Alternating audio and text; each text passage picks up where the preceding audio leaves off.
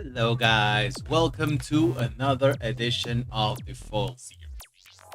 I'm gonna start with a video that's then gonna turn to a VOD because I'm gonna take about, I guess, 15 to 20 minutes to talk about the current situation of Altered. As we all know, Altered, the chapter has closed. As per what Equinox is telling us, the Altered chapter is done, at least from what we know. We know set 6 is not coming when it is coming. There are still good news, and I want to start with a positive note, so let's go ahead and go over the positive things. Organized play, or OP, is still going on. That means that there are still prizes for the next 4 months, from what we know. Tournaments will still be happening. I will still have the spring season. The uniques will be sent out, but of course, we don't know yet if there will still be worlds, if there will be only online. There are still some unknowns that we're still waiting to hear from the organized play team. What they have told us is that OP will continue. BGA will still be operating, so that means that we can still play, we can still enjoy the online aspect. The print on demand is still going through. I don't know if it's still on the 31st. Let me just go ahead and check how is the print on demand queue.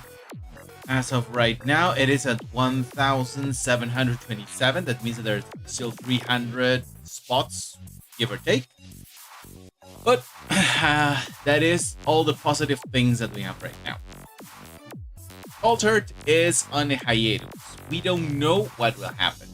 There are rumors that it will turn just into an online game. I would have no problem with that. I enjoy Altered a lot, so I would be a supporter in that sense. There are things that have been attributed to the downfall of the game that I have to give credit where credit is due. So, for example, people say, oh, the problem is that the market took too long. Really? Altered was a new thing. No one was doing what Altered did. The market, the print on demand, the phygital aspect, no one was doing that. So there was no way to try it, to implement it, to make it a reality before Altered. So they took a year to set everything up, because you cannot set a market if the game is not open. You cannot set the print on demand before knowing how many people will actually be using the system, because you need to sign the contracts.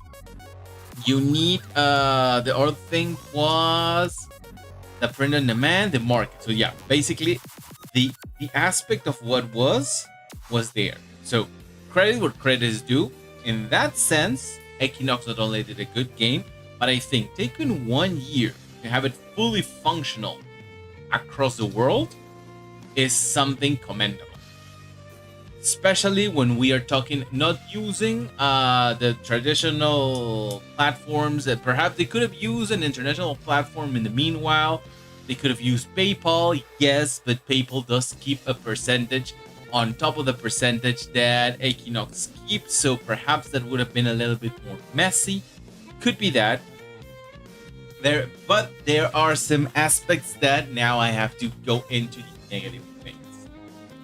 Print on demand, the marketplace, were giving Equinox some money. So if they needed 2,500,000 on the first set to survive, that means that the flow of income that they got from the market was on top of those 2,500,000. That was what they needed, taking on top of what they did. I think the number was a little bit inflated. Still, we got pretty close on set 4. We got almost to a little bit more than 2 million. And then they said, okay, for this set, it is 2 million. Once again, now that the marketplace is global, now that you have the print on demand service, that 2 million is on top of what you already make. Regardless, there is an issue. pressing issue, uh, a how could I say financial issue, a management issue that is simply what is baffling to me. If you had a 1 month delay on when set 5 was supposed to come out, because we all know that it was 1 month delay. That means that that month was the period where set 5 was getting to stores, it was traveling through all over the world, it was getting to stores, it was getting to backers. You had that buffer of time where things were moving along, were reaching their destination, and then you could start the next chapter, the next game out. It took a month. I know, I understand you want to keep the 3-month rotation, the 3-set rotation per year. Worlds was supposed to be, let's say, in October. So that means that the set was supposed to come in February. The next set was supposed to come then on June. And with Worlds, we should have the new set. Perhaps they'll do it like last year on November. So if everything has been pushed 1 month, and one of the main complaints of last year was that Worlds did not have any set 4. Let me just check. Release date, altered set 4. October 3rd. Okay, so Worlds was Worlds 2025 altered. Worlds was, when was Worlds? Okay, there we go. So October. That means that it was 2 weeks after the release of the set. And you already have that month of delay. Just make everything happen 1 month later. Still keep the expected of October, but have the rotation in October. So you just delay 1 month. You start on okay, so let's say March. You let things get through. So instead of starting on February, it was supposed to start in February. It moved over to March. Started in April. Let people get their things, because right now I could say by the end of the month, set 5 should be everywhere that was purchased. So there was this issue. I am in the, for those of you that don't know, I'm in the Hive Discord. I'm in the Hive channels of the official Discord. So they were telling us, yes, but the influx, the cash flow, we need the cash flow to survive. Okay, you're a company, right? You are no longer working with just what you have. You should have an economic war chest, especially for the situations. Even if you don't, even if you use it to survive up to now, why not ask for a loan? Why not ask for 1 month of operational cost, a loan for the operational cost of 1 month? Go to the board, ask for them if you don't want to go to the banks. Why push a set release that is actually the reason you need this to survive? So if the survival of the company, because I'm taking that Equinox was created specifically for Altered. So if the survival of the company, because people have been let go, depends on the success of your game found, how, in what mind, who is the person responsible to push for set 6 in the middle of all this drama, of all these things that are happening, impacting negatively the game, that you decided, okay, so we need cash flow to survive, so we need to release it now, in spite of everything that's happening right now, in spite of all the negativity that is happening right now. So let's go ahead and push it. But The survival of the game depends on the success of the game found, even though there are still things coming to most parts of the world. Yeah, sure. France is their biggest market, yeah, but it's not their only market. France may be 70%. Let's say France was, let's say 70% of their market. Sure, France did get their things 15 days after, but you're introducing a worldwide game. If you're asking for 2 million, that means that you still want to do everything that you need for a worldwide release. So you need to take into account that the worldwide will not respond unless everything is done. So, the main point is, how in God's name did the release the game found of set 6 got approved when everything is negative right now, where people are not sure if this is real, if they will get the thing, if you are asking them to pre-order 2 sets because they have not gotten their first set yet. Are you really telling me that that was the only option? There was no other option? Not asking, like I said, a loan from the bank, from the investors. That's why you got the investors. Your war chest is so thin that you actually had no backup to pull through a month of salary of operational costs? Really? And the survival of the company and the game depend on the game fund, and still you launch it in the middle of a negative campaign? It certainly feels like sabotage. It feels like someone didn't want to continue with the game. That is my main criticism. That is the main reason why I am unhappy with what happened. Set 6, let's say some conspiracy theories have arose, like it was AI generated.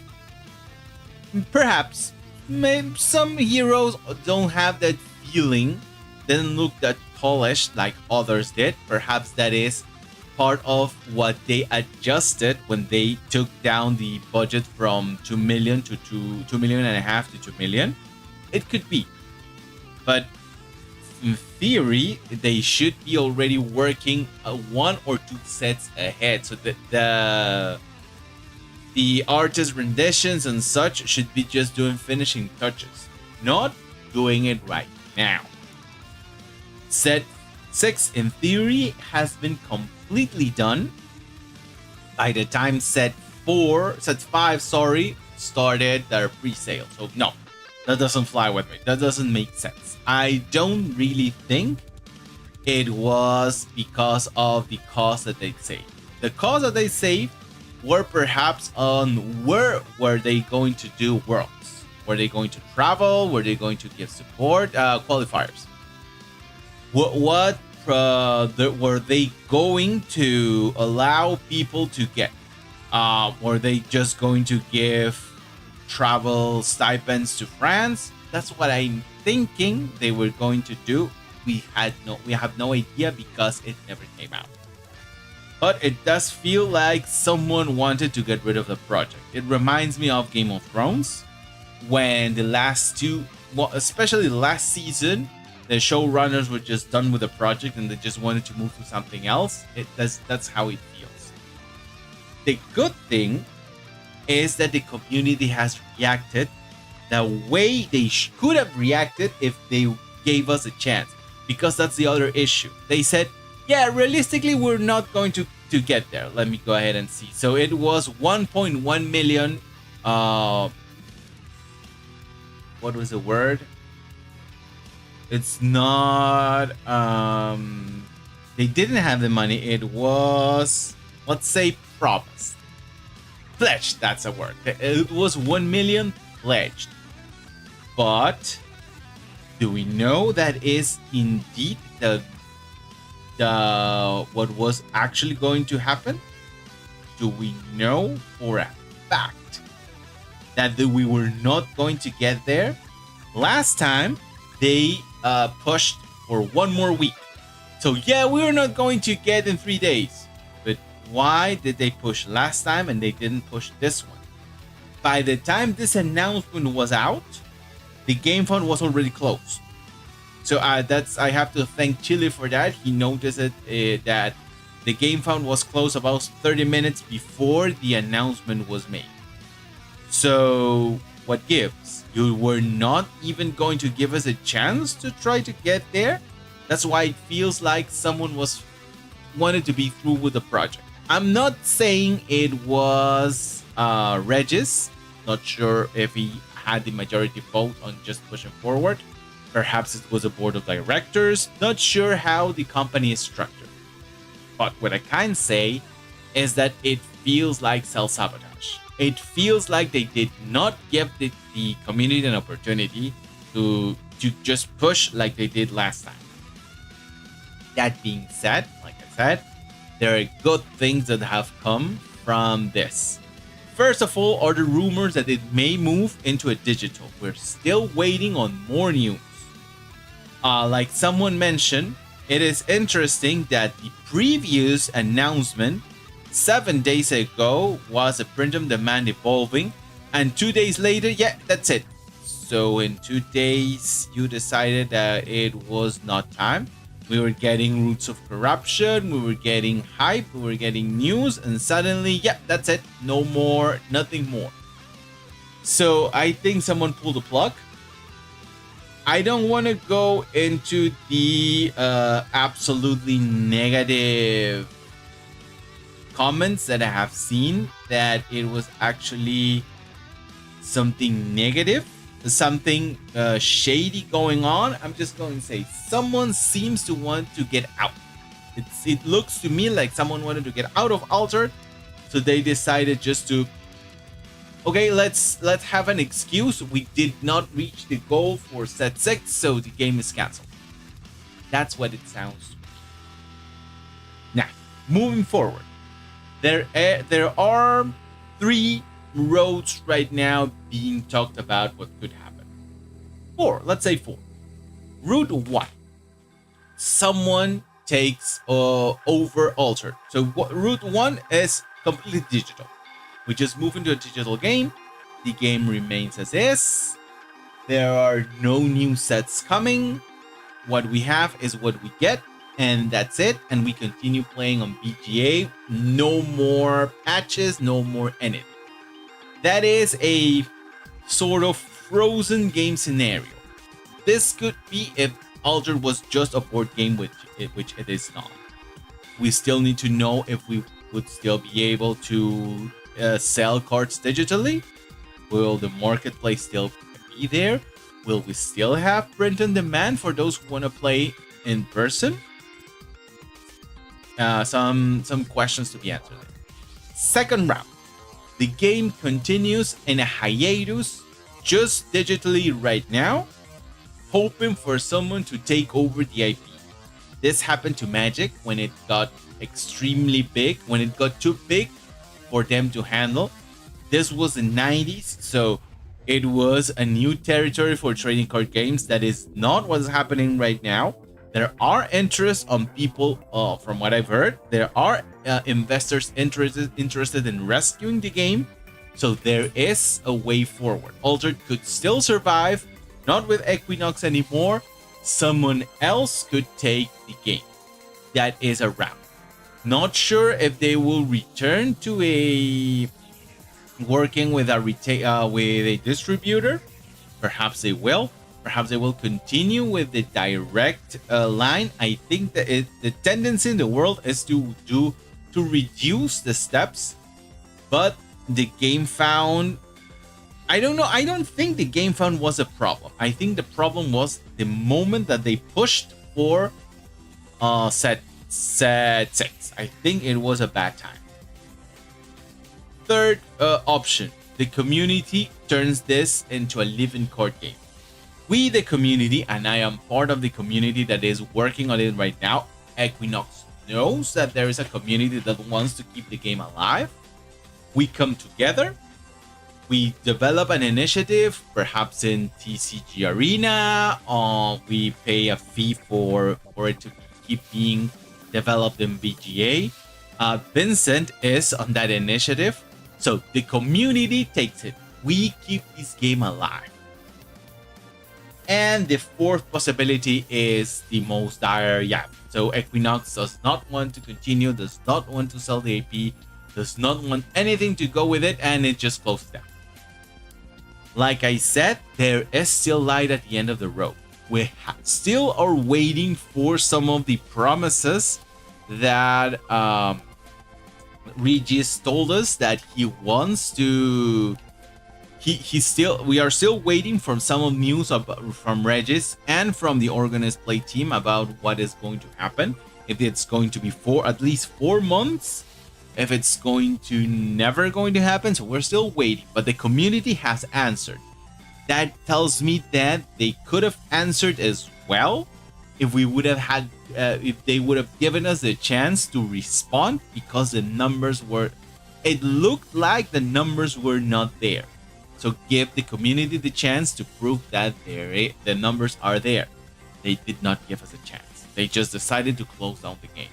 So there is still a light forward.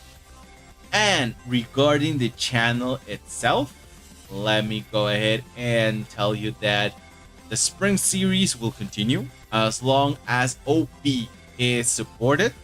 I will continue. I will not be closing the channel. I will not change focus. This will always be an altered channel.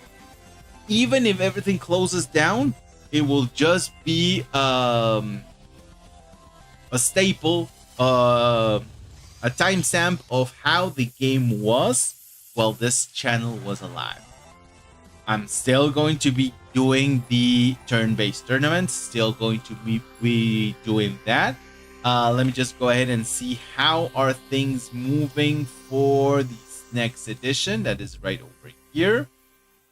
So right now we're moving on 74 players. That means that we're still moving along rather smoothly. So things should be going okay. But as long as there is interest in Altered, I will be doing these tournaments. I don't know if we will develop, if the community route is the one that we will continue, if it will be PGA, we will develop one by ourselves. Not sure right now. What I know is that I will be pushing forward. I will not be changing games. As long as there's a chance for Altered, I will be there with this channel. That being said, I just did round 1 and round 2. Let me just go ahead and, I forgot to change the language, so let me just go ahead and change it right now. Let's go to English. There we go.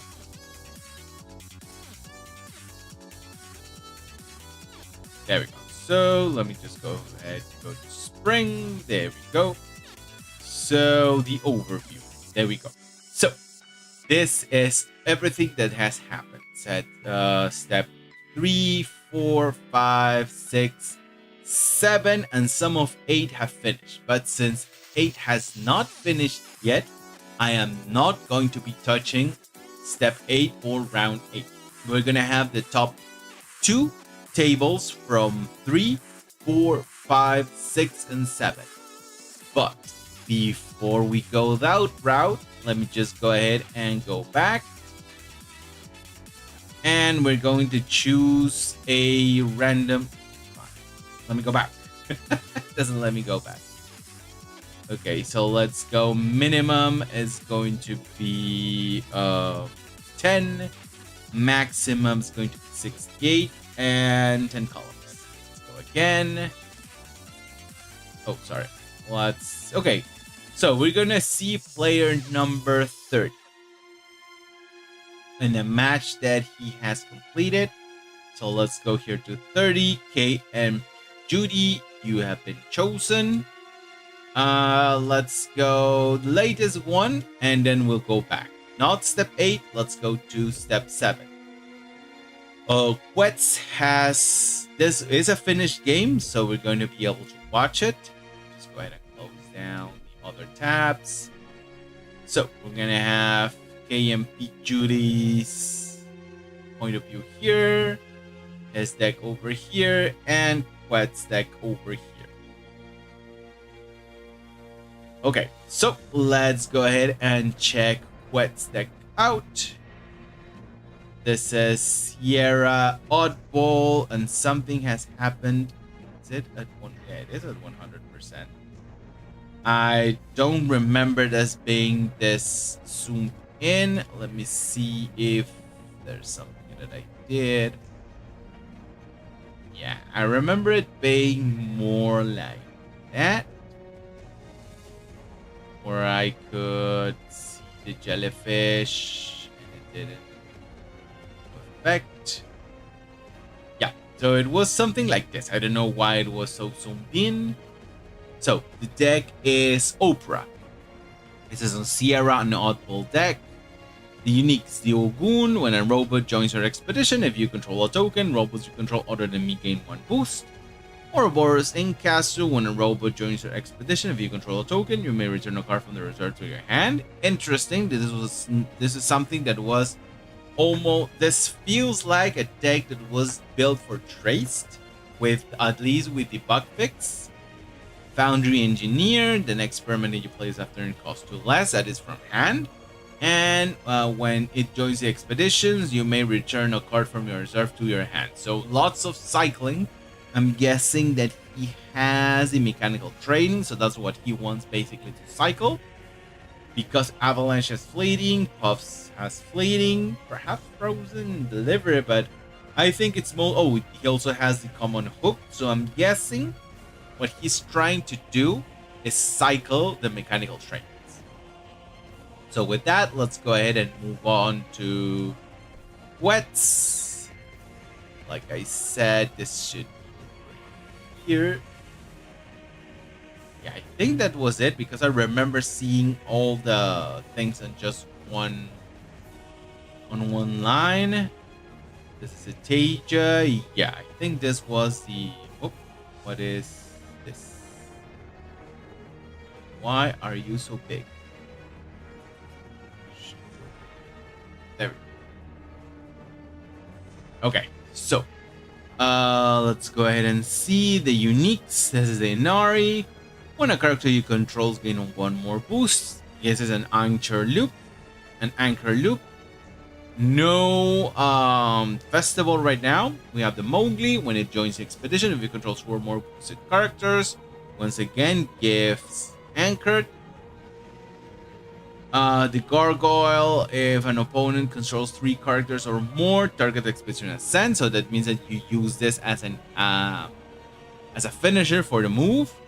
And if you control 3 or more characters, draw a card. Otherwise, each player draws a card. So no, even if you don't control 3 cards, you still get some benefit out of it. This is a very high intensity match. It was called for Judy to win, but Quet still is almost at the 400 elo. Now let's go ahead and hopefully have to do this one last time, and it should be over here. There we go. Okay, so let's go to end of game, lock it, and go. Yeah, there we go. So first play is from Quets. 3-2 mana. I'm guessing the opener is going to be the colorful Kuko. Yeah, using the colorful Kuko in the very same side. Quets just passes. So we have the single move forward from Judy. Judy plays himself right ahead. Right away, sorry. Ooh, a second call for Kuko. I think it's going to be. Yeah, I was thinking that perhaps he was going to play the Aloe Vera. Avalanche is going to get rid of one of 2, gets rid of the Aloe Vera. Judy passes, and a 1-for-1 with Quets finally moving forward. Judy still keeping up his 1 expedition advantage. But Judy has a very big lead in terms of resources. Tyrants into mana, 5 mana, so I'm guessing it's going to be just the colorful Kuko on the other side of this token. Or perhaps it's just going to go for that anchored again, the Brasbach on the other side, so once again a 1-for-1.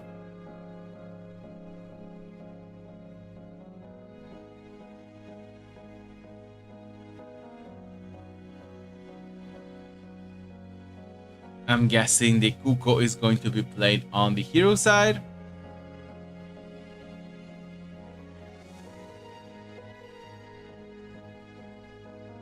Decides to start with a snoozer actually. The Brasbach finally comes out. It's going to be a 3. And it's going to go all out. Okay, so it's going to block and move forward. Still had mana there. He uses up all his mana to anchor both characters on the hero side. So it's going to be a 1 for none.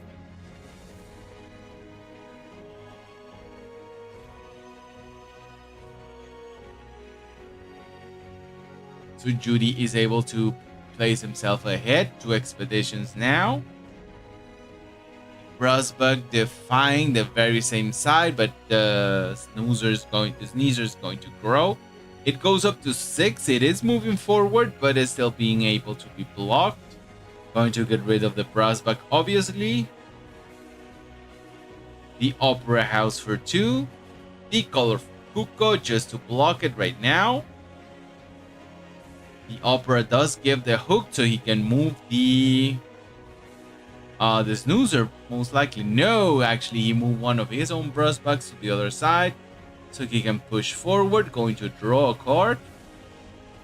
And that's going to be it. So another 1-for-1. Judy still 2 expeditions ahead with a very menacing card right now. Loses 1 card on reserve for overcharge. 8 mana each. There is no hunger from either player right now. The Requiem going to get rid of the Opera just for good measure. Moonlight Jellyfish on the companion side. He can actually play it on the companion side and then push. So yeah, he's going to go for both sides right now.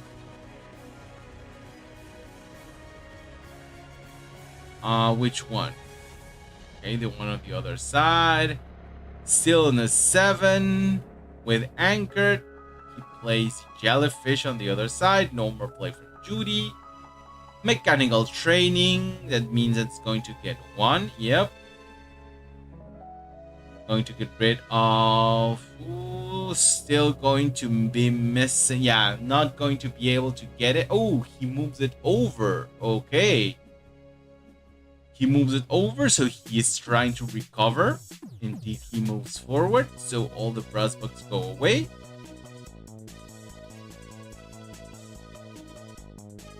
Tough position right now. There is no Kuko, but it is getting bigger, and the colorful Kuko comes from the reserve. Another Brasbach. Is it going to play on both sides? No, he goes for one side because Steel has a mechanical training. So he can just push for the mechanical training. Go 9 on the companion side. It goes up to 3 from that colorful Kuko. Spirit Wielder puts 2 Brasbachs to sleep. And I think with that, it is going to be enough for him to take the game. Yes, it is. So with both of those, he moves on both sides. And just like that, the Beauty Sleep helps him control enough for him to push forward. And just like that, the game ends for Judy. Here we go. Actually, sorry. I forgot to mention the win. The win probability was 71% in KMP Judy's favor.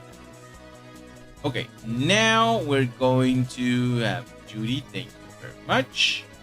Let's go to the top 2 matches from rounds 3, 4, 5, and 6 and 7. Let's go first because of the time. Let's go first on the round 1 match. So Nereit against Solar. Solar has left the tournament, but KMP Solar did indeed finish the game. It was a 57% chance win probability for Solar, actually. So Nereit defied the odds. Sorry, no, Nereit had the probability to win. Yeah, 57 for Nereit. So he fulfilled the odds. So we're gonna have his point of view over here. We're gonna check Nereid's deck over here, and we're gonna check Solar's deck over here. So first, let's go ahead and check Solar's deck. This is Fanas. Is he alive? It certainly seems so. He had some wins in order to be on table 1. So let's go ahead and check the Spindler Harvesters, i.e. Anchored at Dusk. If I have if I have 2 or more boosts, draw a card. The typical Spindler Harvester. The Baju Axiom Pilot. When I leave the expedition zone, you may return a spell from there. So you may cycle a spell from your reserve. When I leave the expedition zone, if I have 6 or more mana orb, Sabotage. Then we have the Alelo, the Eerie Leviathan. This is a gigantic. I am also considered a spell even when not in play. Reveal the top card of your deck. If it's a spell, draw it. Okay, so those are the uniques. He does play with Helping Hand, does play with Beauty Sleep, and with Magical Training. So he does play with spells of cost 1. So let's see how he does, how he handles Ephanas. On the other hand, let's go ahead with Nereit. Nereit is playing with Teja, Anchormania, sorry. So we have this Sneezer Shroom, sorry. When played from reserve, it gains Anchored. When it joins the expedition, if you control 2 or more characters, it anchors a character. The Spindler Harvesters gain Anchored when they join the expedition. When a character you control gains 1 or more boosts, if it has 2 or more boosts, it anchors. And when played from reserve, you may pay 1. If you do, each player draws a card. And finally, the Inari. When I gain 1 more boost, if you control 2 or more boosted characters, gives Anchored all around. So does he play with? So yeah, he plays with Soul. He does not play with the other spell, Growth, I think it was, that was able to give boosts around. He also plays with the common Spindle, so not sure. He's depending on Ogun and Chiron to give boosts around. Okay, so that is Nereit. Let's go ahead and watch the game. Sorry, let's go to the end of game. There we go.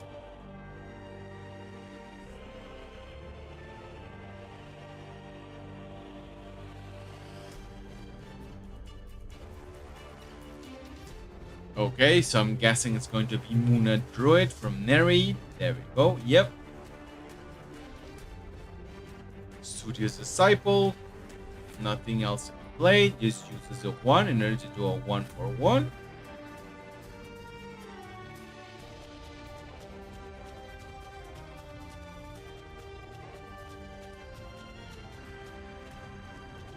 Oof, 3 Oguns. You don't want to see that in one of your opening hands. One Ogun, of course, is going to go to mana.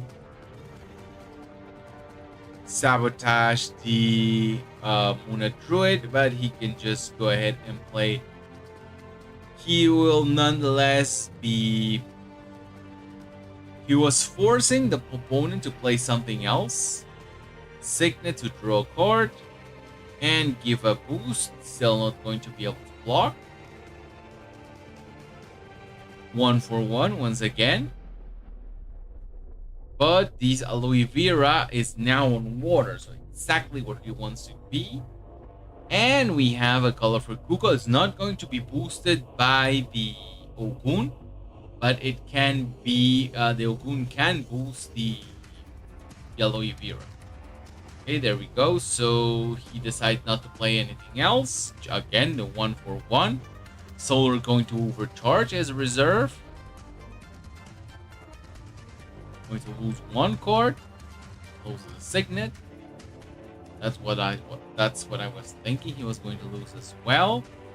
Double Aloe Vera, but not enough to anchor both.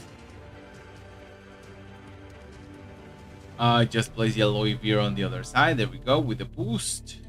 And the anchor, so 2 mana left.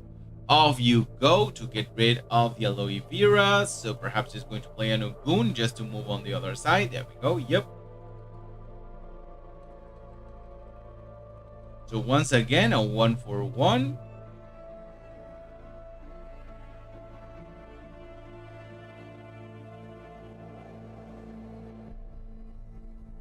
Floor 10 is the Ogun goes away. Yeah, because he doesn't have enough plants in order to take full advantage of it. Okay, the Baba Yaga, another Baba Yaga.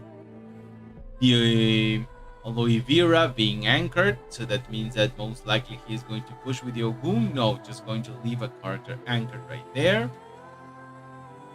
Signet in order to draw and give a boost to whatever he wants, because there's nothing else that's going to happen right now. 1/1. Now the Ogun can come in and do some damage.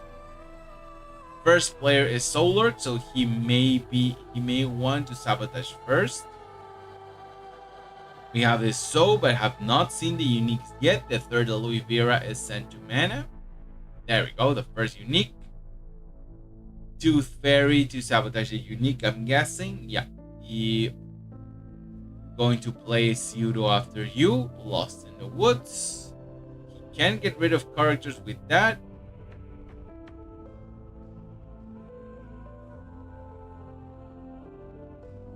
And with Aloe Vera, it's going to give 1/1 Sap Infusion. This is going to be 4 boosts to the Dancer. Only gave 3, going to put the Dancer to sleep. Just like that, Neri takes the game by controlling. It's interesting when someone wins against an Izmir player by doing control. Yeah, because that was the end.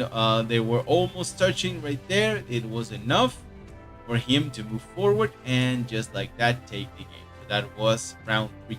Let's go ahead and see if round 4 was completed. Yes, it was. So it was expected for Shoro to win. Actually, the win probability of Draginpur was just 12%. So he did defy the odds on this one. Congratulations to him. Just going to do a quick check for Draginpur if he has been using the same deck up to round 4. So this is Draginpur. These are the ones that I want to check right now. So first, Draginpur. Let's see if it is the same deck. Throughout. There we go.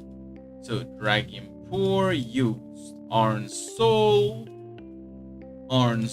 no difference from round 1 to round 2. Arn Soul, no difference from round 2 to round 3. Let's see his deck over here. Oh, sorry. So this was Shadows. This would be Draginpur. This would be Draginpur as well. Just going to check his deck. Arn Soul, the very same, so he complies. He has been moving forward using the very same deck. So first, let's go ahead and check Shodo's deck out, and then we'll go back to Draginpur's deck. Okay, so Shodo is playing a no unique deck. That's how it's called, but it does have uniques. So I'm guessing he was just recycling a name. Give me 1 second. I need to answer a call.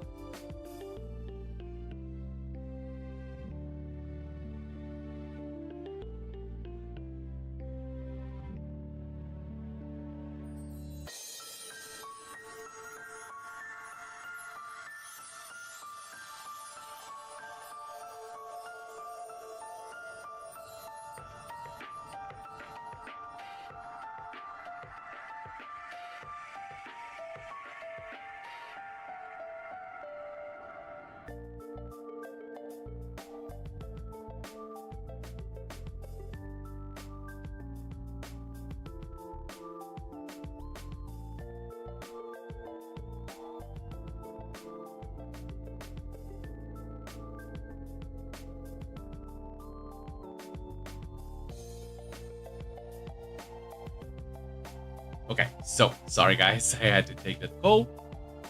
Let's go ahead and see. Like I said, it says no uniques. I'm guessing he was just recycling a name, and this is the deck that he will be using. You may sacrifice a character. If you do, draw a card. Otherwise, resupply. That is when the Ismir nurse joins the expeditions and when played from hand. If your reserve is empty, sabotage. And finally, the reserve ability after you. Then we got the demolition expert. At dusk, you may discard a card from your reserve. If you do, create an early token in target player's landmarks. When it joins the expeditions, you may sacrifice a character or permanent. If you do, target card of hand cost 1 or less effects. Okay, not bad. You can defect basically tokens. And the next card you play this turn costs 1 less as a support ability. And finally, the Sneezer Shroom. When played from hand, you may discard 1 of your mana orbs. If you do, I gain anchored. The ramping to get anchored. Okay. You may sacrifice a character. If you do, draw a card. Okay, there we go. So sacrifice with Linway, clearly. The ramping is not something that I am very fond of, but this is Shiro's strategy. Dragon Board, this is Iron Soul. Let's go ahead and check his uniques. You may rush. If you do, may Expedition Ascents. When you pass first, if you control a fleeting character, target character in play or in reserve gains 1 boost. And then we got the Phileas Fog. You may immediately pass. If you do, target character gains 2 boosts and fleeting. When you pass first, I gain 2 boosts and fleeting. So kind of powering up what you already have on the board. Priya, Raffle Signaler. When an expedition moves forward, create an early token in target player's landmark. When you pass first, you may discard a card from your reserve. If you do, target card gains 2 boosts and fleeting. Kinda, you can sacrifice her to be a 5/5/5 for cost 3, but you need to discard a card from your reserve as well. So both players using kind of a limited resources, but I'm guessing it worked for them. Just go back to go. So let's go ahead and go to end of game. Oh, sorry. What happened here? What do you mean? Go to end of game. There we go. I don't know what happened. It got stuck somewhere.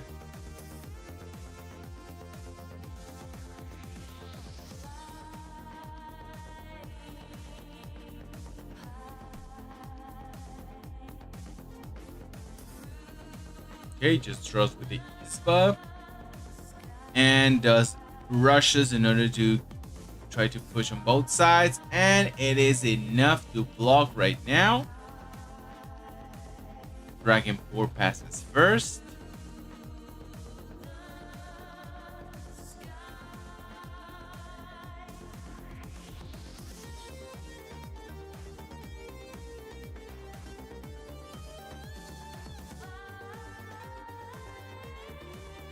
Jumping progress into mana, keeping up his control and sabotage. So he is going to sabotage, of course,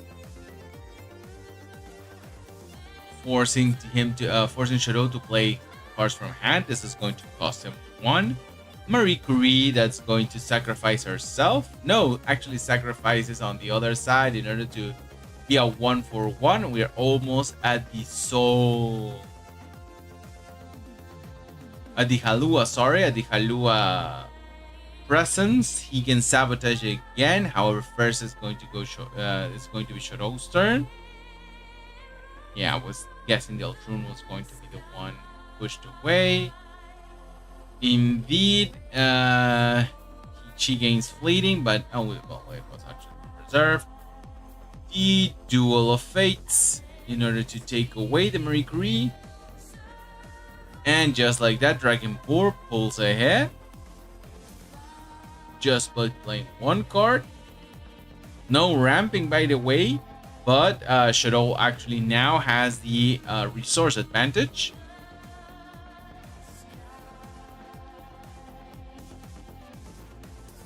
There we go. He can actually rush right now. Doesn't need to.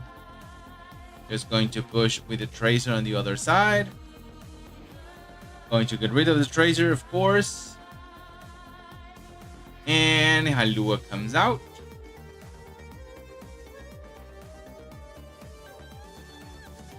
Still one expedition ahead from Dragonpour with a 1-for-1. Dragonpour right now is just going to have enough for the Halua Giant to come out. Yeah, doesn't help because the helping hand is going to come later. There we go. We have the Giant Halua, Studio's Disciple, going up to 3 passes. So we have the other Halua on the other side. Going to sacrifice a character to give that 4. Still needs a bit more of power. Don't know why he didn't play it before. Decides to sacrifice the very same. Oh, that's why. Yeah, he was not going to get that 7. So still a 1-for-1. Dragonpour still one expedition ahead, but now only has 1 card on hand. If he draws the Hunger, it could be no, still not enough. Doesn't send card mana. Neither does Shiro.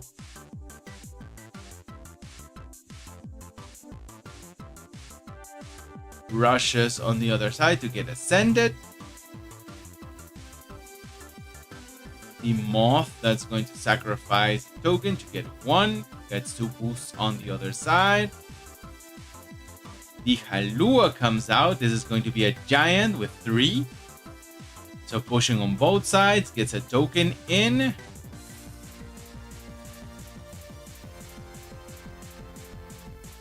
Sacrifices a token. Still ahead.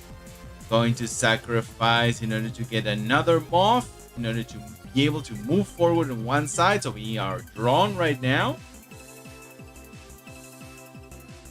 That means that the Arcolano Milk is still going to be there. We have the Hunger, but I don't think it's going to be, or perhaps it will. Okay, the Tooth Fairy in order to sabotage. So yeah, only 1 play left. That is to use the Hunger, give it fleeting. 1 is going to be... And yeah, I don't think Shiro with just 1 card in hand is going to be able to turn it around. So we have the Hunger Giant as a 10 on both sides, and yeah, Shiro just passes. He knows he has nothing to do right there, and Dragonpour just moves forward on both sides with that majestic play of the Hunger, denying the second, actually denying the Halua just to give it a bit more giant on both sides. So that was Dragonpour against Shiro. Congratulations to him. We already saw deck 3. Let's go for El Rohir against Tofraim. This is a very promising game. They did finish indeed. Just to do a quick check, going to make sure that El Rohir used the same deck throughout. So the first 4 rounds, I'm guessing he did, because he is used to the format. He has played lots of games before, but let's just make sure for good measure. So the Fencible was like once again. So round 1, round 2 are the same. Round 1, round 2, and round 3 are the same. And round 4 is the same deck. Okay, so I'm guessing he will be using the same deck. I'll rock here. Okay, so it was expected for El Rohir to win with a 59% chance. Not too bad. So the expected outcome was indeed what happened. So let's have his point of view over here. Let's go ahead and check his deck over here. And let's go ahead and check Tofraim's deck over here. There we go. So Tofraim's deck at Sadkai. We have where the uniques that we go. So do we have a Veilmon, a Dusk if you have 10 or more mana orbs. Put the top 2 cards on your mana in as mana zone. So this ramps when you're already ramping. Kind of weird, but okay. I gain 1 boost when it joins the expeditions. Then we got a Swift Gen, Scout 3, put the top card of your deck in your mana zone, and when play from reserve, if you have 10 or more mana orbs, target card in reserve gains boost. So this is kind of what you want. When you're ramping, get more things done. Put the top card of your deck in your mana zone whenever it joins the expedition with a Scout 3. And the support ability, the next character you play this turn loses fleeting. Swiftgen didn't have. And this one has, you may exhaust target card in reserve. There we go. So he has a mana flare in order to try to activate the hunger. He has 3 hungers on top of that to get the hunger giant as fast as he can. Let's go ahead and check our rock here out. So now we have the Festival. Of course, one of its winning conditions is the Festival. Let's see if how his uniques help him. He has 2 uniques. He's not playing with 3. Kodoma, I gain a sleep whenever it joins the expeditions. When play from reserve, you may discard a card from your reserve. If you do the next card you play this after turn costs 1 less. And the next card you play this after turn costs 1 less as a support ability. Paper Herald, you may discard a card from your reserve. If you do a gain 1 boost, that is when played from hand. And when it joins the expedition, you may discard a card from your reserve. If you do, up to 1 target character gains a sleep. So kinda wanting to give characters a sleep, even though he has the counting sheep, so kinda overlapping, but that is a strategy, and it worked on top of that because he actually won the game. So let's go to the end of game. It's Sadi versus Fen.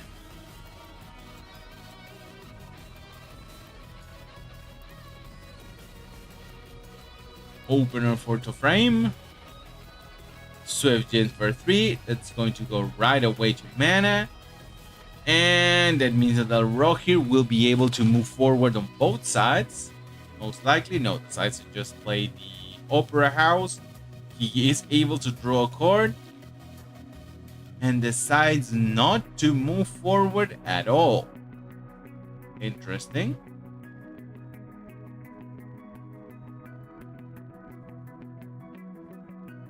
Second Opera House. He's not able to draw, just uses the Signet in order to draw, and there is no resupply.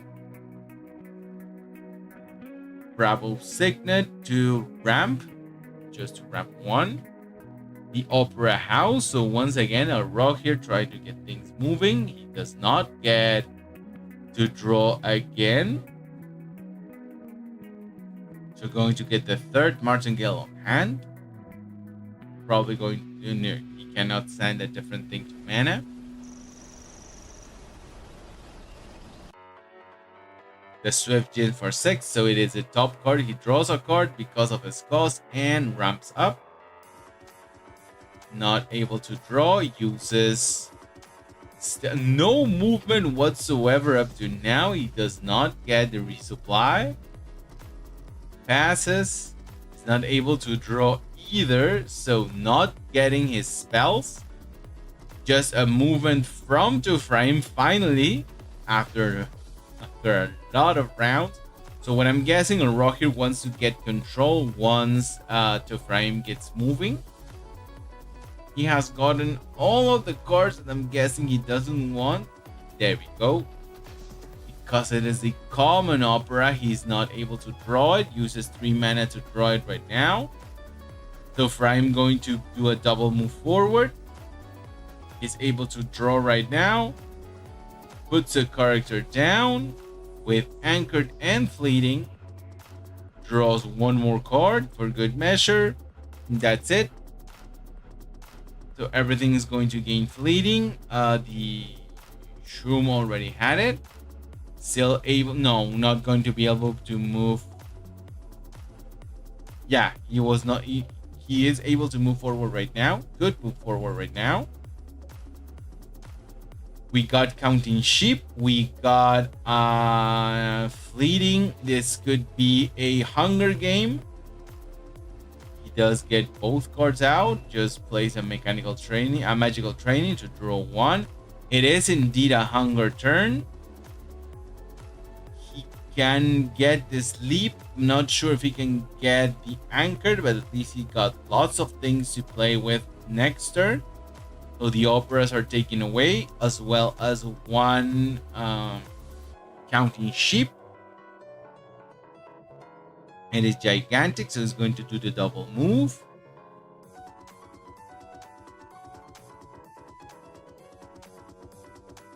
Places an opera down once again. Again, doesn't get the festival out, so he just anchors a character. Gets things moving, so he can actually get things to cost less. So Rocker will most likely win with the festival. One hunger taken away from Tofraim. Another counting sheep on reserve. Is able to draw the Twinkle Twinkle. Ibarra, so almost no play left on Tofraim. The counting sheep that is going to put the characters to sleep. So you got the sleeping characters. With the festival, he can get the anchored, and that's it. He wins with the festival right now, even though Tofraim could have won with that gigantic. El Roger ends up winning without even leaving the starting zone on either side with that festival. He was just farming for the cards that he needed, and he got them right there in the end. Okay, so Rock here, thank you very much for that. Now let's go to, that was step 5. Let's go to step 6. Dragonpour versus El Roger. We have already checked them out, so we're gonna give Herty and Marks the chance to shine. Herty is the one that won, so let's first go ahead and check his first games, see if we change decks before we invest in the match. Even though this was skipped, we're still going to check his deck.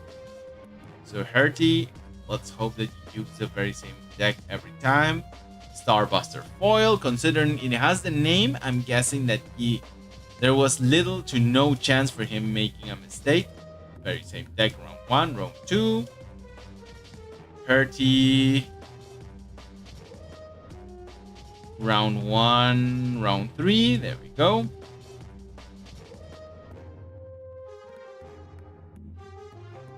Let's begin over here. Round. Yep. And Herty finally. Yep, very same deck. There we go. Thank you very much, Herty, for fulfilling your duties. It was expected for Herty to win with a 56% chance, so he fulfilled the expectations. Let's go ahead and check the game over here, his deck over here, and Marks' deck over here. GG Marks is a Latam player. He's from Chile against Herty that is from France. Let's go ahead and check Mark's deck out. So we got the Ratatosker. When played from reserve, if you control 4 or more characters, resupply. When another non-token character joins your expedition, create an order recruit soldier in your companion expedition. So this is the token spitter. Or this gatekeeper. When another non-token character joins your expedition, create an order recruit 1/1/1 soldier in your other expedition, the one I am not in. So once again, a token spitter. And Ozma, if you control 3 or more characters, draw a card. If you control 4 or more characters, draw a card. So the potential of drawing 2 cards just from hand and the gift of self are the things that Marks is keeping close to his chest. And the Orders Attorney, of course, whenever he can, in order to get some draws in. On the other hand, let's go ahead and check Herty. Herty has the Izmir Stargazer. When played from reserve, you may sacrifice a character or permanent. If you do, you may have target character other than me lose fleeting and gain 1 boost. The Kali, when played from hand, you may put a permanent from your hand in reserve. If you don't, sacrifice a permanent. When I leave the expedition zone, if you have 6 or more mana orb sabotage. So very flexible, but you need to know where to play her, when to play her, sorry. And the Demolition Expert. If you have 6 or more mana orbs, create an or the airlet token in target player's landmarks. You may sacrifice, don't play from reserve. You may sacrifice another robot or permanent. If you do, sabotage. There we go. So let's go ahead and check Herty's point of view right now.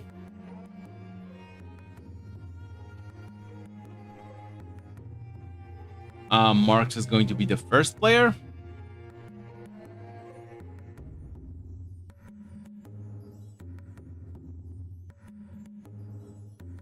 Or this trooper just plays on the other side. Or this attorney, so it's going to, he would be allowing him to draw, but just plays on the other side for good measure. So 1/1 doesn't allow for the draw. Bertie knowing very well the threat that orders can be if they are left to draw. Gibble, of course it's going to be the Gibble. Now token comes out. Ooh, two very good cards in order to try to get things moving.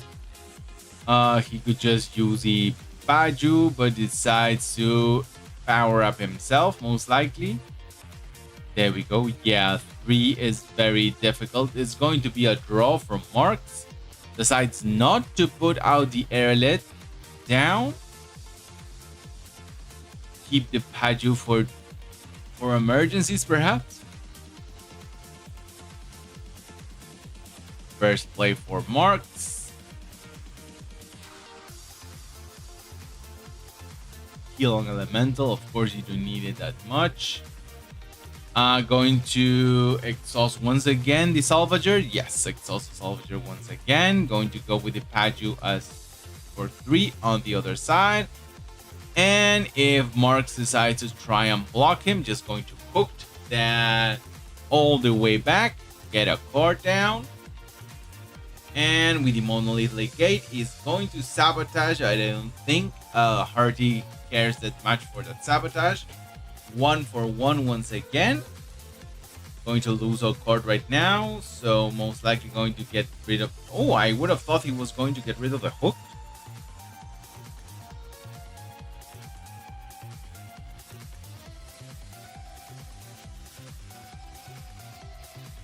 No, he's going to get a token in. No, he first uses the After You. Pseudo After You. Ratatoskar answering it right back. The hook going to be moving the token to the other side. Going to get the 3rd token in. The Order Spy. Even though it's going to get the token. 4 tokens up. Just tries to block. It's not enough, so that means that Marx is going to get 2 expeditions ahead right now.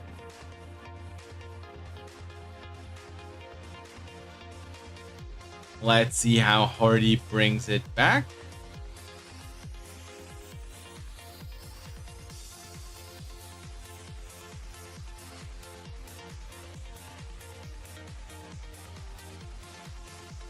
Yeah, he's most likely going... No, I don't... Yeah, he would need to use the... Okay, first the After You. Ooh, very good card to get right now.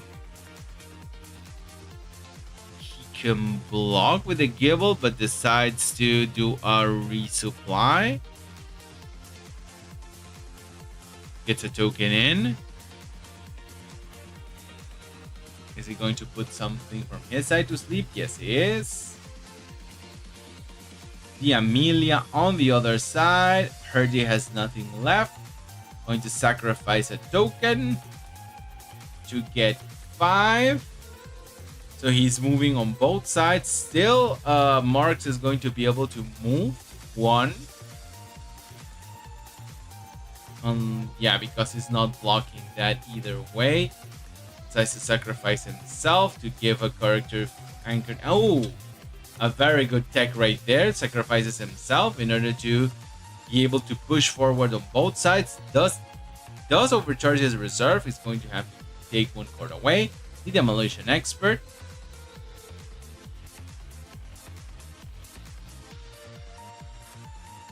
Very good options for Herty right now.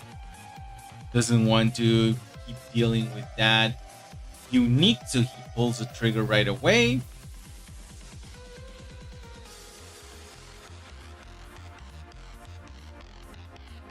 Just uses an after you. Another Givel right now. Only going to be able to get rid of the token. But first he does an after you. Marks passes. The Givel is going to get rid of what? The token, just for good measure.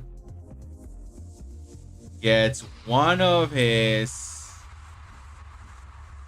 Okay, gets rid of... Still not enough. Now it is enough. And gets rid of it in order to move on the other side. And just like that, Herty, taking everything away, is able to... Consuming all of his resources, is able to move forward. So congratulations to him. He did a very good job right there. And just like that, Herty wins.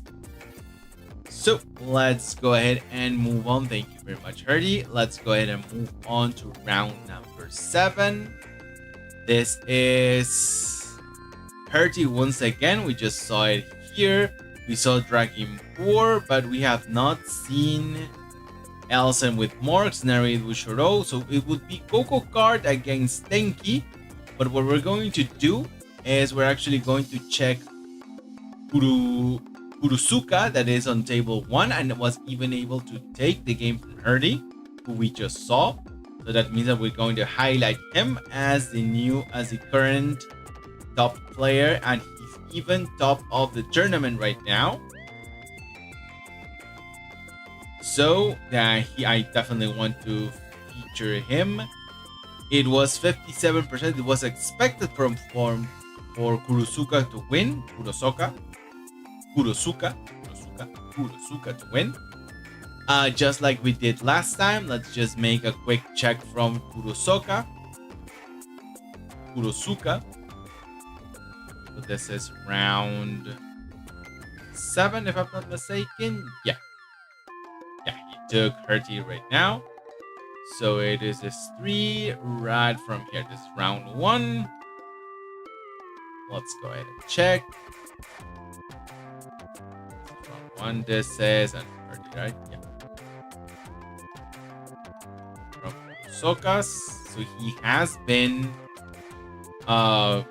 winning consistently. Round 1 and round 2 are the same.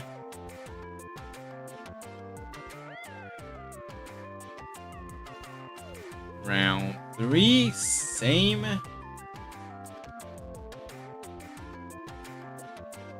Let's go to round 4. The very same. Round 5.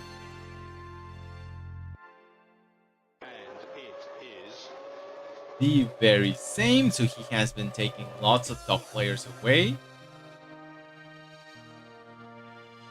No surprise, he is at 500 right now. So in this match, he was at 502. This match, he was at 523. So he started with a little bit more. On this match, he was at 440 when they started. This is against Herty. Yep.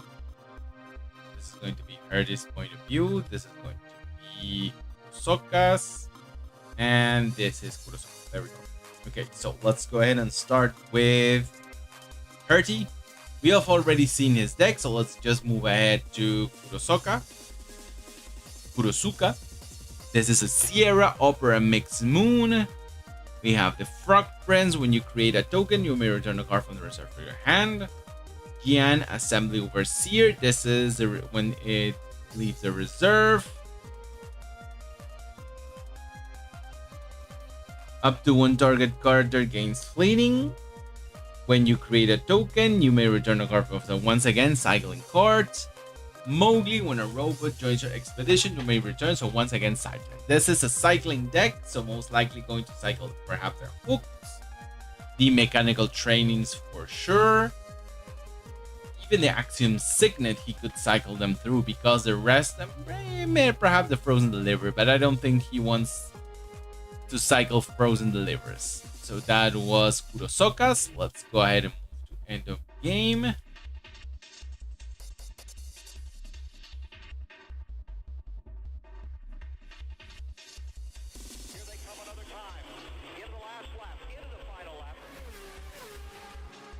Okay, so a very aggressive start from Kurosoka.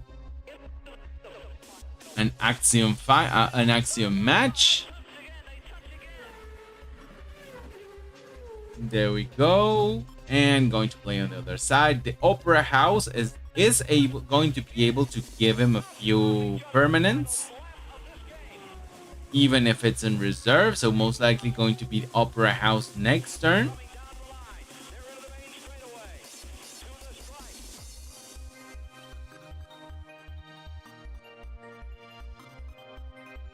Could have drawn with that, but I agree that there was nothing better to send to mana. After you. Let's go ahead and see what the Opera brings. Hooked on hand. And just going to play the Mowgli. Salvager on the other side. A 1/1. No, he actually blocks and moves forward with the Grems and gets a token in. Doesn't want to overcharge his reserve. Gets his tokens up to 3. So double advance from Herty right now. But we are almost there for the Brusbug Pandemonium. Yeah, the Foundry. I don't think the Foundry is going to be needed right now. Sacrifices a token in order to get... Oh no, he decides to get rid of the Opera House. I don't think he was expecting what is going to happen right now. So it's going to be a 3 on one side and a 3 on the other side.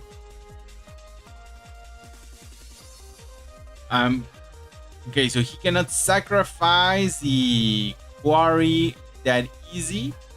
No, the reef, sorry. This is the airlit, the quarry, right? The abandoned depot. The abandoned depot. He's not able to do it that quick. He's going to take one of the tokens away, at least to draw. So once again, the 1/1. But Herty is starting to go an uphill battle right now because he is facing a 1 Hive Sierra. He doesn't know it yet, but this is a 2. He already has another one on hand. Get rid of the hooked.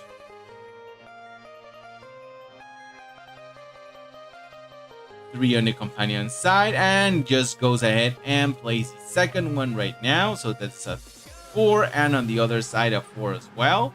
So it's a 7/4. Still, Herty may be able to move forward again today, but it is going to be much more hurtful the more the game moves forward.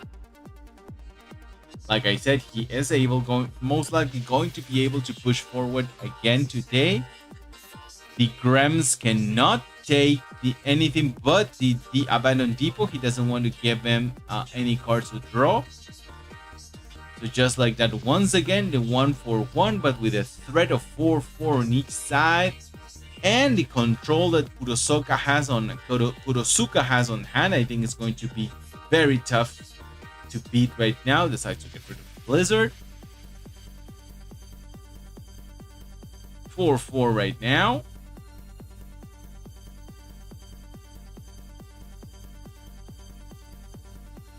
Foundry Mechanic places on the other side the Jellyfish. Now we have Callie.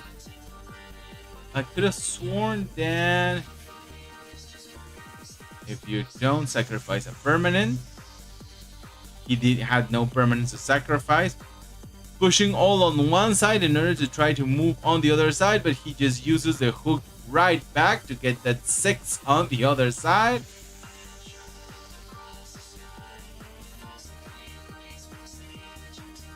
Plays the refinery, and just for good measure going to move Callie to the other side once again to do a double draw. So right now this is the ramping up that Sierra plays.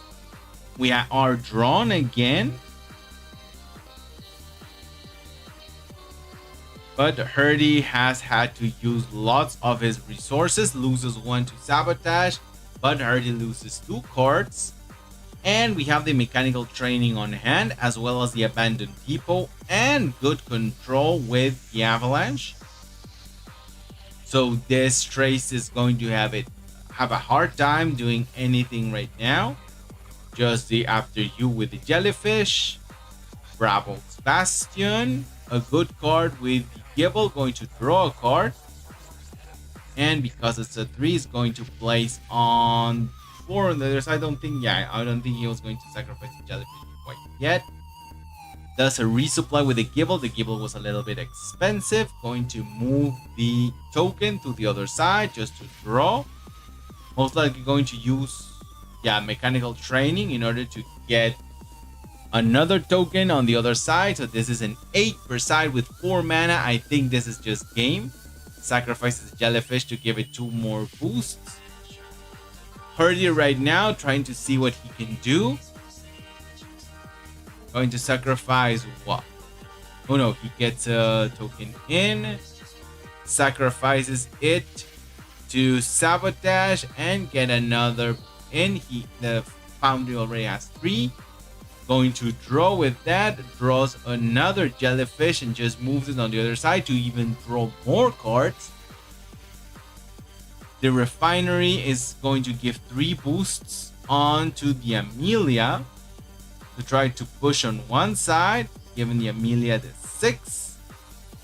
Not going to be enough, even though he's going to for 9. No, there was no way he was getting that. That 6/4 was too much for him. And just like that, Kurosuka demonstrates why he is winning the tournament right now with a very big Sierra. With a very big Sierra win. Now, thank you very much, Kurosuka. Let's go ahead and go back to round 3. Since Quetz has already quit the tournament, we're not going to feature him. Dragonpour we have already seen, so let's go ahead and move to Tenki. Oh, not what I wanted to do. I meant to do it like this, so we're going to feature Tenki. And just for good measure, let's go ahead and make sure that Tenki has not changed decks. It was actually only, Alcardo is the one that he's playing right now. So let's go ahead and make sure that Tenki has not changed decks. Just a quick check. First rounds. Linwe win VDX. That is the very same. It was expected for Tenki to win with a just 51% chance. So almost at the edge of the 50-50. Even still, expectations were fulfilled. So Tenki's point of view is going to happen here. We're going to check his deck over here. And we're going to check Alcardo's deck over here. There we go. So first, like I said, Alcardo's deck. This is a French duel. Afanas Nerf Infinite, I'm guessing. So this is the Spindler Harvesters. When they are played from reserve, they gain anchored. When they go to the reserve from the expedition zone, if I have one more boost, you may cycle a card from your reserve to your hand. When you play a spell, if I have one more boost, target card gains 1 boost. So basically, you can play a card, boost him. Since he has been boosted, he can boost someone else. Kadigiri Mage Dancer. When you play a spell, I gain 2 boosts. This is one of the best Kadigirins I have seen. When I leave the expedition zone, if you have one more boost, you may return a spell from the reserve to your hand. So once again, cycling. And the Kadigirian Alchemist, you may cycle a spell from the reserve to your hand. When you play a spell, I gain 2. So this is a traditional Afanas deck. I have played against this deck from Alcardo using just a traditional cycle of Afanas. Now, let's go to Tenki. This is Linwe Wind EX. Demolition Expert. When I leave the expedition zone, if your hero expedition is behind, create an Erelith token in target player's landmarks. When he joins the expeditions, you may sacrifice a character or permanent. If you do, draw a card. Demolition Expert at dusk. If your hero expedition is behind. Create an early token in target player's landmark. Type thus, you may sacrifice a character permanent if you draw a card. So kind of you want to play heavy on the companion side and just let the hero side slide a bit so that they can get a few tokens in and be able to draw a card by sacrificing the very same thing they just summoned. The Amarok. If I'm the only character in my expedition, you may send to reserve any number of target characters with total mountain cost of 5 or less. When another character joins my expedition, sacrifice a character in my expedition and I gain 1 boost. He can be sacrificed, but of course he means that you do not get the boost.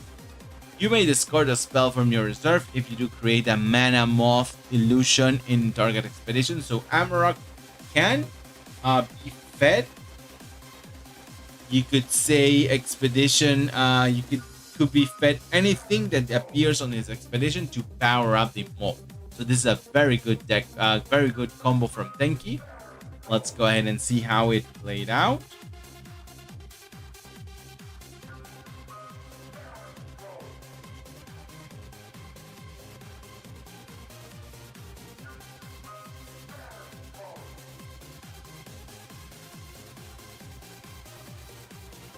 Spindler Harvester for 1. The Caladrius to get rid of the Spindler Harvester. Right away, field reinforcements on the other side. Going to be able to draw a card. Put down. Oh, in the very same side, right? Because of Venice can give 1 boost. So that means that everything was not lost. Alcordo is the first one to move forward.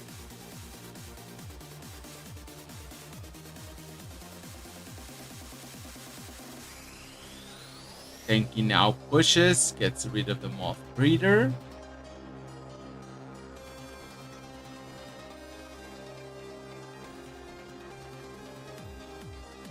Sorry, Spindler Harvester on the other side blocks with the Jellyfish, draws a card, and gives a boost to the Spindler Harvester. He's able to move forward. But right now, he uses the Hero Expedition is behind. Uses everything he can, gets a boost in, gets out the Maw. I don't know why. He got out the Maw. Oh, because he can why not sacrifice a Jellyfish? The Maw could have been powered up. I'm guessing he didn't want to do it just yet. Combo coming right up. He has the mana to do it.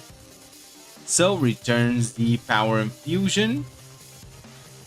Just in after you. Magical Training and after you from Alcardo as well. Going to most likely give it to the hero side. Gets the Maw in. Going to sacrifice the Jellyfish in order to draw a card and get 2 boosts in. He is blocking right now. Doesn't need to play anything else. So the Hero Expedition from Tenki is once again behind, so he can draw another card. This is a very interesting Izmir match. 2 types of gameplay, completely different, one from the other. We do have the Ispa right now from Tenki. I was guessing that was the first thing he was going to do. The Marie Curie that can just be played like that. He can sacrifice the Marie Curie. I don't think he's going to, but he could.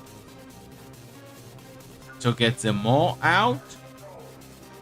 Going to sacrifice the Maw. He knows he has lost on that side.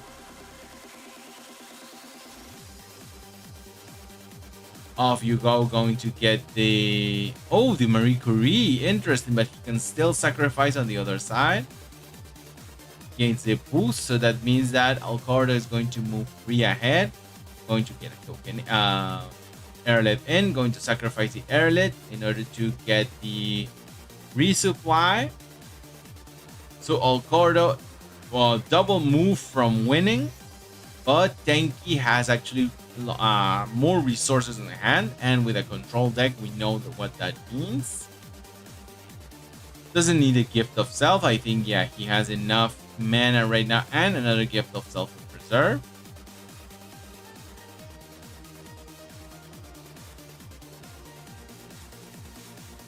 Gets him off out. Going to sacrifice. This is the Chrysalis combo. Sap Infusion. Going to gain 2 more boosts. The Marie Curie to sacrifice herself, most likely. No, sacrifices the Maw on the other side in order to get one more.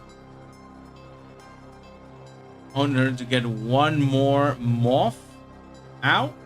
Is able to draw a card, overcharged by 3 on Alcardo, overcharged by 1 on Tenki.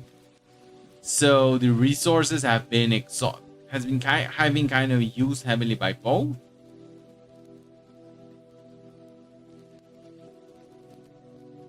Okay, there we go. The sabotage to get rid of the Katigirian, of course.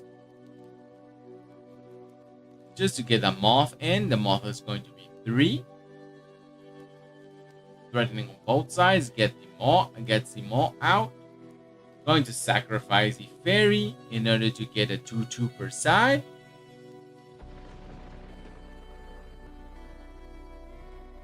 The Marie Curie just to push a little bit further and uses the sacrifices himself in order to draw and get a token in with another boost on both sides. So this is a 4. Sap Infusion, going to use everything up, going to overcharge his reserve in order to try to push on one side again.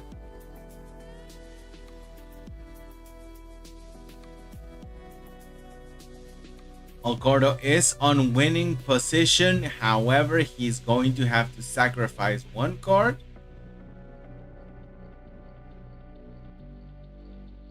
And the Jellyfish is precisely what he wants to have.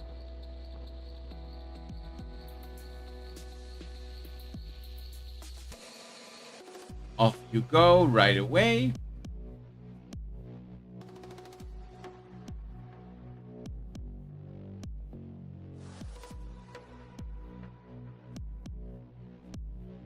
There we go. Going to get the Moth on the companion side. Jellyfish, that's going to most likely be sacrificed.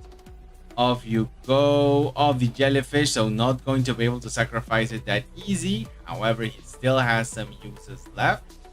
Going to get the Maw out.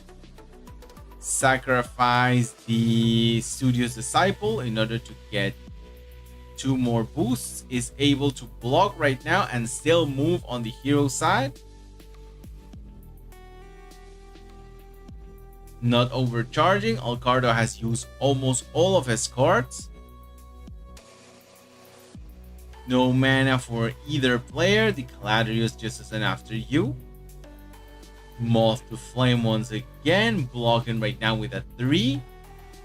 When Impossibility gets the Maw out. And with the Lantern, it's just going to give 2 on each side. Studio's Disciple in order to get the Conjuring Seal. Going to draw 2 cards. That means that Alcardo is actually very tight on cards. Off you go of that Moth. And I think that's basically it. Now still has a Baba Yaga to try to block. But with the Izmir Nurse sacrificing herself. No, sacrifices nothing. He's able to push. Tenki's able to push forward on both sides. And just like that, Tenki takes the game. There we go. Okay, now give it just 1 second while I go ahead and try to not get this.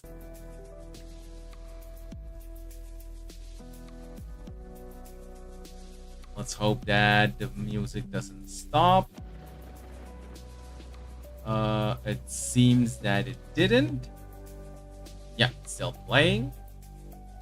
So yeah, I think things went smooth. It didn't. There we go. Is it picking it up?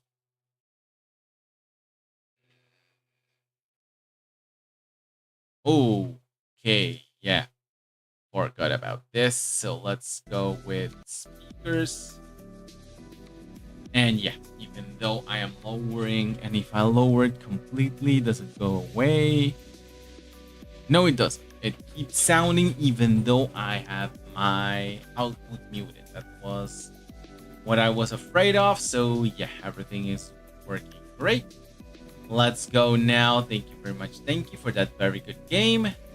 Let's go to step 4. Narrate again, playing against Quets left. So let's see the Tabichu KMP Tibicho against the Chaser TCG.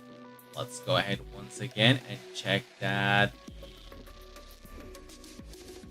the first 3 rounds where the deck was respected. The no deck changing rule was respected.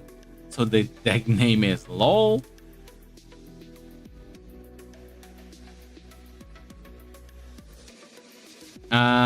He did change the name, but did not change the deck, so that is completely fine. And the final piece of the puzzle.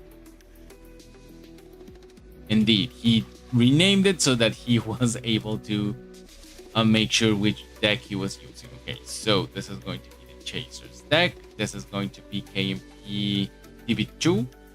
And it was expected for TB2 to win with a 69% chance. So that means that expectations were met. Now let's go ahead and see here. This is a French duel. We have the Chaser TCG with the name with a deck named Akasha Set 5.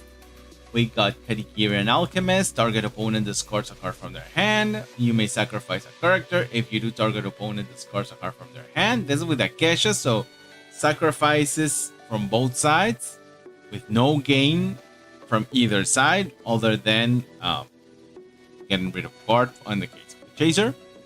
A Baku, you may pay 1. If you do, target opponent discards a card from their hand. So this is a 5-cost Baku whenever it joins Expedition.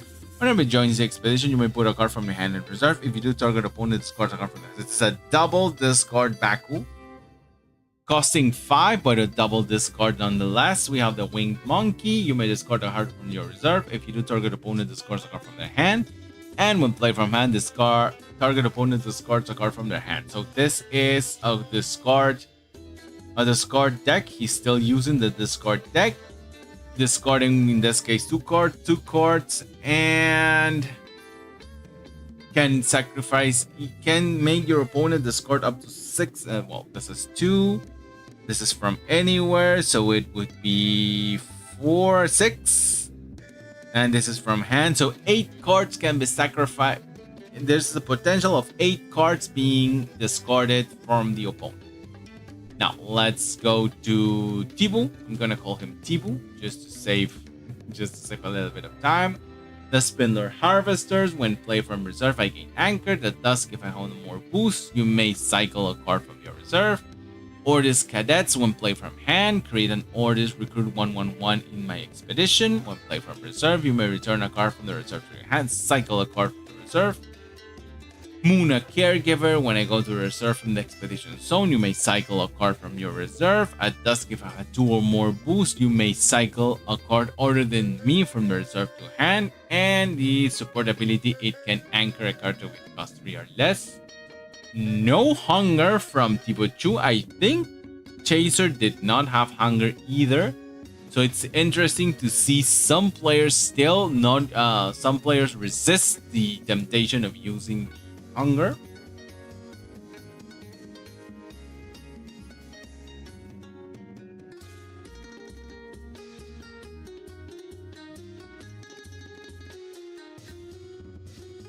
There we go. So 3 cards each, 2 mana. Just getting 1 more card.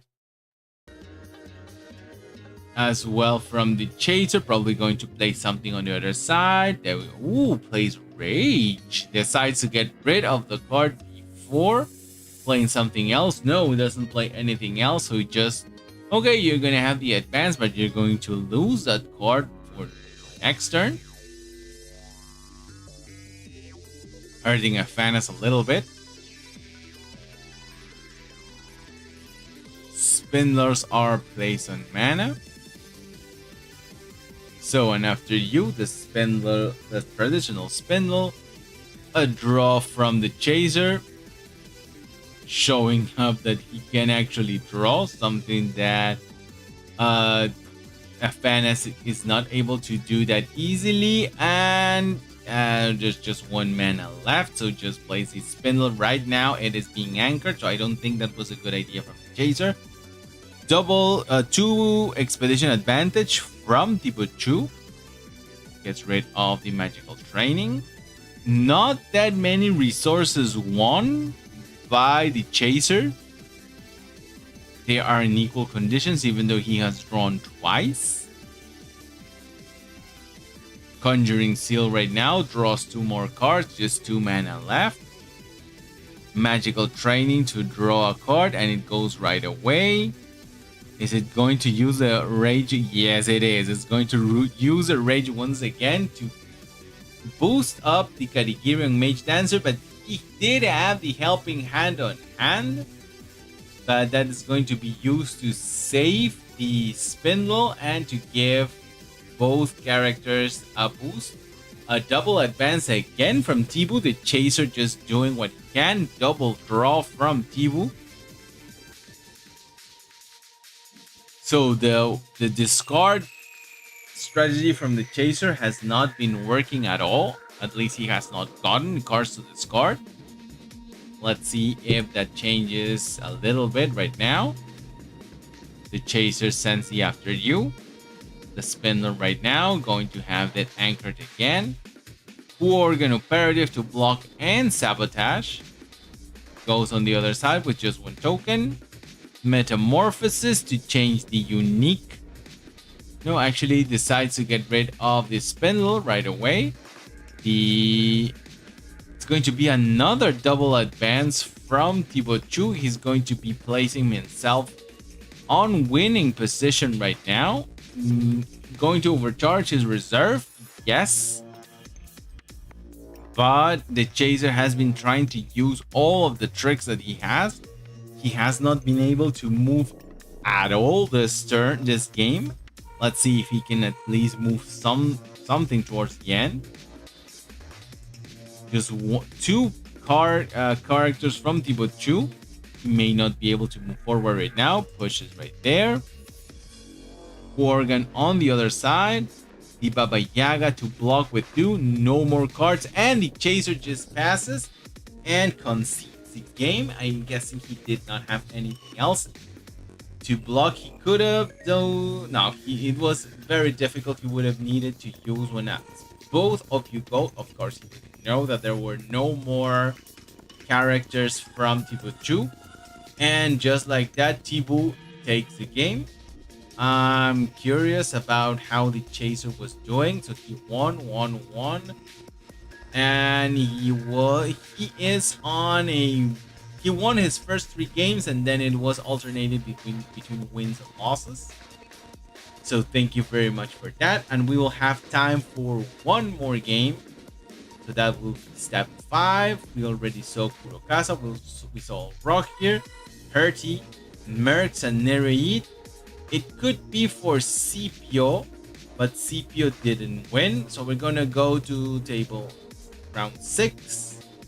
Mr. Miki's also lost. Elson is a player that we have not seen up now. No, Elson had moved up the tables. Did face Marks on step 7, but I think Marks, we saw him before. Yeah, we saw him against Hurty. So yeah, Elson is going to be our last featured match. First, let's go ahead and check that is using the very same deck. Oh, sorry, it was against World Gaze. Okay, so let's see if he didn't change the deck. So this is Elson. Just making sure that sound is on. It's this.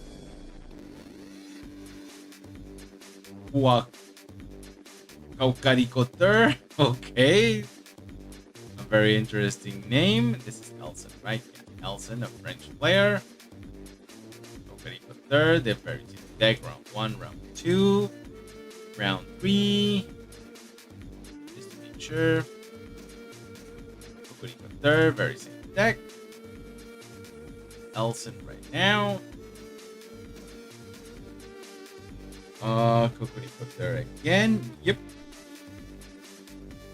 New game replay once again. Elson. Kokuriko there we go. And the final game against World Gaze. We're gonna guess that he used the very same deck.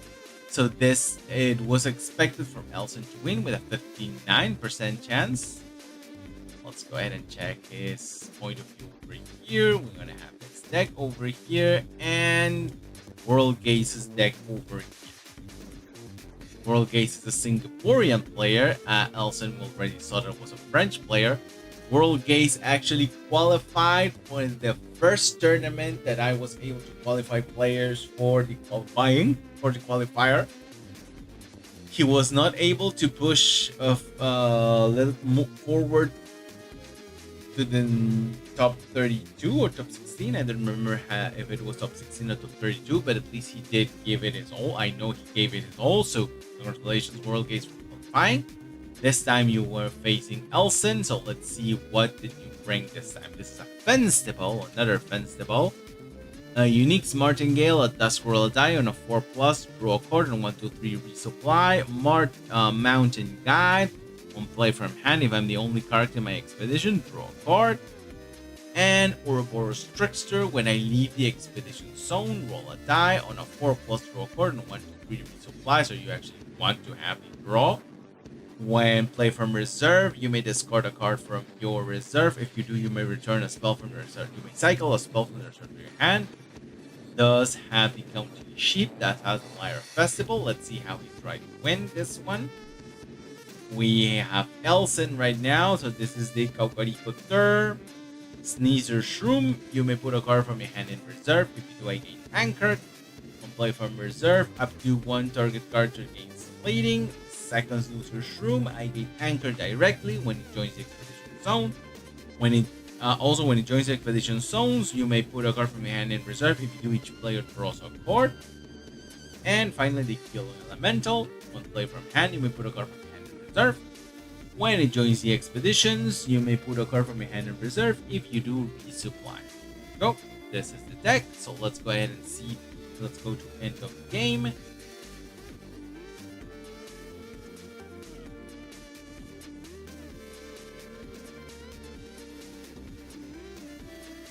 Yeah, going to have to get rid of one of those festivals. Still, I think he has a chance to win on the other side, precisely. There we go. 1-for-1 for Elson. He does draw a card. The resupply would have been good as well, but at least he gets a card on hand. Now Kaori is going to do his thing and actually draw a card himself by giving a token on the other side, forcing him to use the Mowgli just on the hero side because it will have no impact on the companion side. Right away goes with the festival, returns the unique to hand, goes on the companion side, so that means that he still has something to go on the hero side. Draws a card, doesn't move at all. This is a drawing unique of 1. And this time it's a resupply, so he's going to overcharge his reserve, going to get rid of the card right away. We do have the option of Anchor. We do have the option of Sleep. And we do have the option of Fleeting. So he's just going to protect for now. Opera. I think he is just No, I think, yeah, Elson is going to win right now with a festival. Even though he is facing a festival, it is going to be himself to do it with just the Anchored, putting characters to sleep, and gaining a Fleeting. And just like that, Elson wins very, very quickly. And there we go. So that is the strategy that Elson is using. He's using a Cory Festival. Let's see how he is doing. So he won first, lost one, then move ahead 3. So he's at 4, at 5, at 6 right now. He is fighting for one of the top positions. If he remains in the top 16, he'll be able most likely to get top Cory. So let's if anyone wants to root for him, I think he's actually a very good player. And just like that, guys, we come to the end of the stream. It has been almost 2 hours, and I need to do some things over here. I forgot to mention at the beginning, and it's something I'm going to be reinforcing. The streams most likely will just be one stream per week, just featuring whatever I can on that, what has happened on that week. So let's I'll let you know, guys. I'll make sure to do that. Remember, guys, if you have reached this point, give me a like, a comment, a sub would be appreciated as well. Thank you very much for being here, and I hope to see you on the next stream. Take care, guys.